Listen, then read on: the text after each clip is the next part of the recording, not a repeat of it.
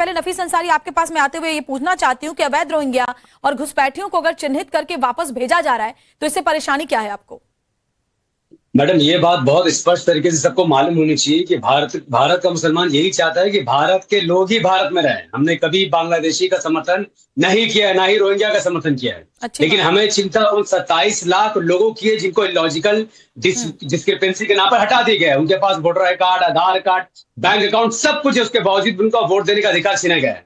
हम सरकार से ये निवेदन कर रहे हैं कि आप बंगाल में इन्वेस्टमेंट को लेकर ध्यान दीजिए और जो लोग घुसे हैं उनको जरूर बाहर निकालिए। साथ ही इसकी भी जांच बैठाइए कि किस मंत्री ने उनको घुसाया, किस नेता ने उनको घुसाया, कौन ऑफिसर मिला हुआ था, वो अपने से तोड़कर आ नहीं गए हैं। तो तमाम चीजों की जांच कीजिए और जो जहां से है वहां उनको भेज दीजिए। I don't care. लेकिन जो भारत के नागरिक है प्लीज, ये तो आपको भी भारत पता के है। नागरिक है प्लीज, उन पर किसी किस्म की आशंका, उन पर कोई टेंशन मत दीजिए क्योंकि वो भारत के हैं और मरते दम तक भारत के ही रहेंगे। ठीक है, संजय सरकार बताइए जरा। आती हूं मैं आपके पास भी प्रियंका जी, लेकिन एक बार संजय सरकार से एक वो ले लेते रिएक्शन। संजय जी, मुझे एक बात बताइए, इतने सालों से आपने खुद बाइट सुनी, हम तो ग्राउंड जीरो से रिपोर्ट करते हैं, टाइम्स ऑन भारत हवाई बातें नहीं करता, ग्राउंड जीरो पर हमारे रिपोर्टर जाकर के बात करते हैं। आपने सुना कि अवैध तरीके से घुसे हुए बांग्लादेशी ये कह रहे हैं कि हम तो यहाँ पर 10 सालों से रिक्शा चला रहे हैं, हम आराम से रह रहे हैं, हमें कोई दिक्कत नहीं हुई। अब सरकार बदली है, बंगाल बदला है, तो उनको वापस जाना पड़ रहा है मजबूरी में।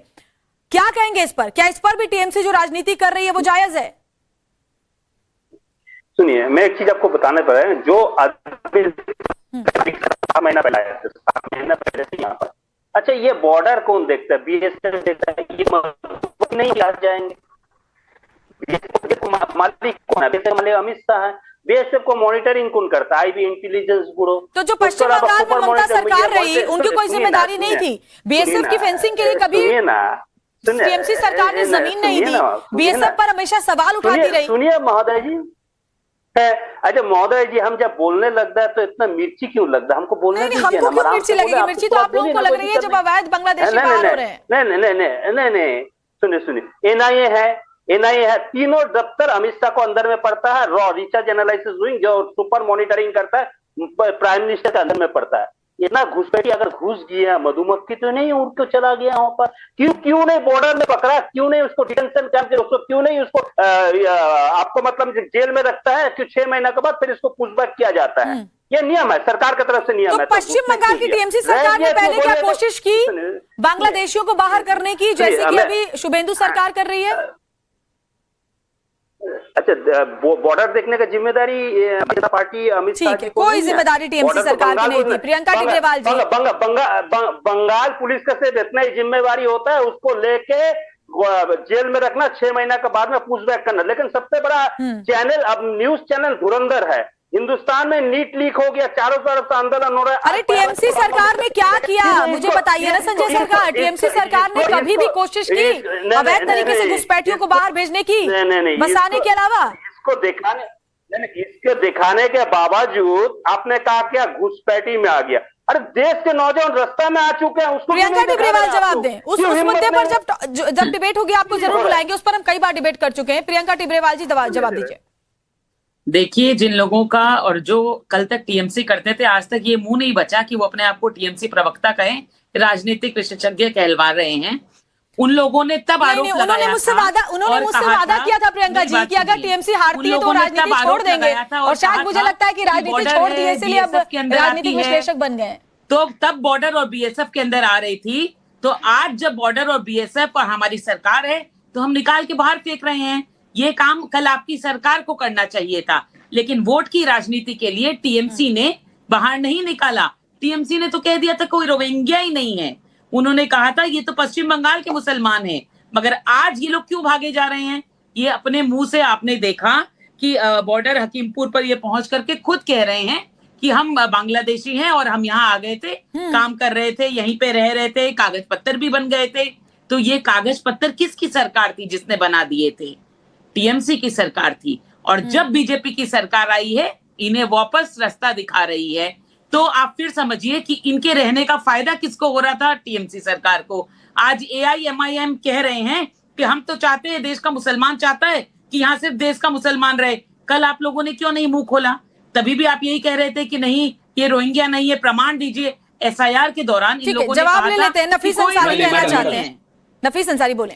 मैडम देखिए, जब एसआईआर पश्चिम बंगाल में हो रहा था तब हम यही बात कर रहे थे कि एसआईआर में आप नागरिकता की जांच क्यों कर रहे हैं। एसआईआर जब हुआ उसमें 27 लाख लोगों को लॉजिकल डिस्क्रिपेंसी के नाम से हटाया गया, जबकि उनके पास वोटर आई कार्ड भी है, आधार कार्ड भी है, सब कुछ है, वो तमाम प्रमाण है, फिर भी उनको नाम गलत होने की वजह से हटा दिया गया। जो लोग इस वक्त बांग्लादेश के बॉर्डर और भारत के बॉर्डर में खड़े, उनके पास voter I card, Aadhaar card नहीं है, आप उनको बाहर निकालिए। आई डोंट केयर, हम भारत की बात कर रहे हैं। ये times no, madam Priyanka ji, times no Bharat के जो रिपोर्टर गए थे, प्रियंका जी, यहाँ की सरकार ने बनाकर दिए थे, मगर उनको मालूम है कि उन नकली दस्तावेज के कारण। तो ठीक है, मुझे एक बात बताइए प्रियंका टिब्रेवाल जी, फिर कैसे, ठीक है प्रियंका टिब्रेवाल जी, मुझे बात बताइए। देखिए बाबुल सुप्रियो भी कह रहे हैं, टीएमसी एआईएमआईएम का कहना है कि 27 लाख नाम कटे हैं।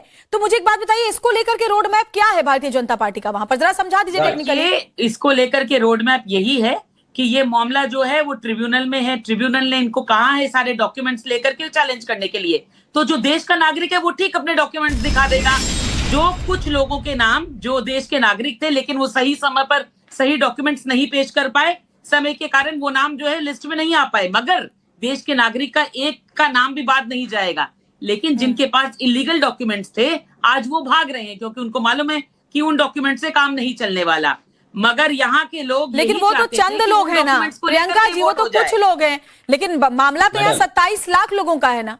कुछ, अब आपको कैसे मालूम कि कुछ लोग हैं जो रोहिंग्या हैं? नहीं, बताता जो है कि आपने बॉर्डर की बात की, बॉर्डर पर जो लोग दिख रहे हैं मैं उनकी बात कर रही हूँ, बाकी 27 लाख लोगों का क्या? रहे हैं। अरे भाई हम तो कह रहे हैं कि अभी तो सिर्फ दो इस तरह के सिर्फ 2 कैंप बने हैं, उसमें से ये उल्टे पैर भाग रहे हैं। जब हर जिले में हर जगह इस तरह के कैंप बन जाएंगे तो ये खुद ब खुद भागेंगे।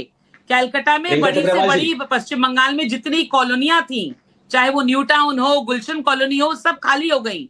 तो कौन थे ये लोग जो यहाँ रह रहे थे, जो वोटर बने हुए थे टीएमसी के, जिनको इस्तेमाल किया जा रहा था सत्ता में बने रहने के लिए? आज वही लोग भाग रहे हैं। कोई भी फेक डॉक्यूमेंट नहीं बन सकता है। वोटर आई कार्ड विदाउट कागज और आइडेंटिफिकेशन प्रोसेस और एड्रेस प्रूफ के बिना वोटर आई कार्ड नहीं बनता है। ठीक है संजय सरकार जी, आप कुछ कहना चाहते हैं? मुझे एक बात बताइए, जो वैध तरीके से इतने सालों से हिंदुस्तान में रह रहे हैं, पश्चिम बंगाल में रह रहे हैं, वो जाहिर तौर पर हमारा संसाधन ही यूज कर रहे हैं, वो वहां के जो लोकल लोग हैं, स्थानीय लोग हैं, उनका संसाधन यूज कर रहे हैं। शुभेंदु अधिकारी ने साफ साफ कह दिया कि दामाद नहीं है कि हम बिठा के खिलाएंगे, भागो नहीं तो फिर एक्शन लेगी सरकार। बोलिए सरकार। बात तो हकीकत जमात तो नहीं है। जमात की किस कारण में हो तो दामाद किसने बना कर रखा हुआ था? आधार कौन दामाद किसने बना कर रखा हुआ था संजय सरकार? किसके अंडर में पड़, जिस पार्टी में आप पहले थे। जवाब देना दीजिए। आधार सुनिए ना, अभी भी हम पार्टी में हैं, ठीक है, मैं आपको आधार नकली है इसीलिए तो पकड़ा गया, क्योंकि वो नकली आधार कार्ड टीएमसी ने बना कर दिए थे, इसीलिए आज आधार कार्ड पे पड़े हुए हैं। नकली डॉक्यूमेंट इशू करके दिए टीएमसी के काउंसलर्स ने, टीएमसी के पंचायत वालों ने कार्बन कॉपी बनाने की कोशिश की, मगर क्योंकि डेटा मैच नहीं किया, इसीलिए तो जिस चीज को ये लॉजिकल डिस्क्रिपेंसी बोल रहे हैं, ऐसे बहुत सारे दस्तावेज मैच नहीं किए, जिनका रिकॉर्ड नहीं है, इसीलिए उनके नाम वोटर लिस्ट में ऐड नहीं हो पाए। तो चाहे वो डॉक्यूमेंट लेकर के घूम रहे थे, मगर डॉक्यूमेंट तो नकली थे, जिसको वो कोर्ट में प्रूफ नहीं कर पाए। डुप्लीकेट कार्ड बना के देते हैं पैसा लेके। इसको नेता दो नेता पकड़ा गया है, इसको दो नेता फर्जी कार्ड कराना। एक तो मतलब हिंगोलगंज के मंडल सभापति निमाई राय पकड़ गया और एक राजीव राय बारूई बोल के पकड़ा गया। दोनों नेता पकड़ा गया था। मेरे पास डॉक्यूमेंट भी 21 दिन कुछ दिन पकड़ा गया, वो भी है। दोनों दफ्तर भारतीय जनता पार्टी को अंदर में पड़ता है। मिनिस्टर ऑफ इंफॉर्मेशन इलेक्ट्रॉनिक्स ये आधार बनाता है, पैन मिनिस्टर ऑफ फाइनेंस। जवाब दीजिए प्रियंका टिब्रेवाल जी। अरे भाई सुनिए, मैं यही तो कह रही हूँ कि इनकी इतनी झूठ बोलने की आदत है, इसी झूठ से तो ये 15 साल यहाँ पश्चिम बंगाल में टिके हुए थे। ये जिस डिपार्टमेंट की बात कर रहे हैं, मैं तो कह रही हूँ कि आधार जो है वो केंद्र के अंदर पड़ता है, लेकिन उसको भी डुप्लीकेट बनाना सीखे। भाई जो ये लोग नकली नोट छाप लेते हैं, जो लोग बैठ करके नकली नोट छापते हैं बांग्लादेश से, उन नोटों को इधर उधर आदान प्रदान करते हैं, तो इन लोगों के लिए नकली दस्तावेज बनाना कौन सी बड़ी बात थी? टीएमसी के कई लीडर इसमें रैकेट में पकड़े गए हैं, कई काउंसलर पकड़े गए हैं। ऐसे ही थोड़ी टीएमसी के काउंसलर लोग जो है वो झूला करके आत्महत्या कर रहे हैं, क्योंकि इस लूट को इन्होंने मचा रखा था, इसीलिए अब किसी को मुंह दिखाने लायक नहीं, इसीलिए लोग आत्महत्या कर रहे हैं। इन लोगों ने चोरी का, रैकेट का, लूट का, धंधेबाजी का, सिंडिकेट का जो कल्चर बनाया था 15 साल, पश्चिम बंगाल के असल वोट देने वाले जो लोग थे, जिनको अपने अधिकार इस्तेमाल करने का समय मिला, 2 मिनट में